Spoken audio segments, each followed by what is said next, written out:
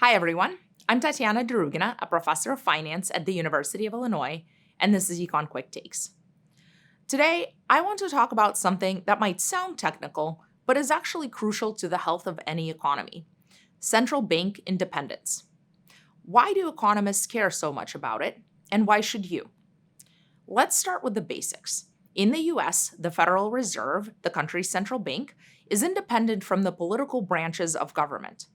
That means the president or Congress can't just tell the Fed to cut interest rates or print money.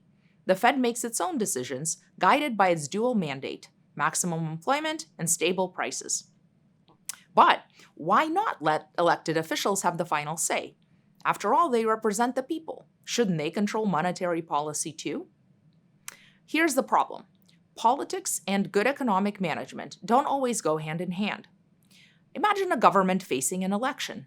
There's a strong temptation to boost the economy by pressuring the central bank to lower interest rates. That might create a temporary economic benefit, but it can also lead to runaway inflation and longer term instability. This isn't just hypothetical. Countries with politically controlled central banks often struggle with inflation. Politicians want short term gains, but monetary policy needs to be much more forward looking. Sometimes the best choice for the economy is also an unpopular one.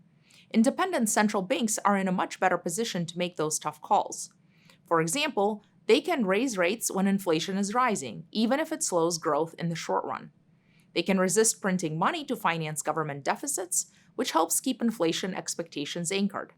And most importantly, because they are independent, they have credibility. If people believe the central bank will act to control inflation, then inflation is less likely to spiral in the first place.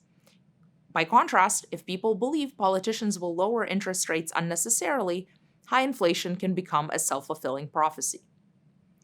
To be clear, central bank independence doesn't mean no oversight. The Fed is accountable to Congress. It regularly testifies, explains its actions, and faces scrutiny. But that's very different from being subject to day-to-day political pressure. There's a broad consensus among economists that an independent central bank is a key ingredient in a well-functioning economy.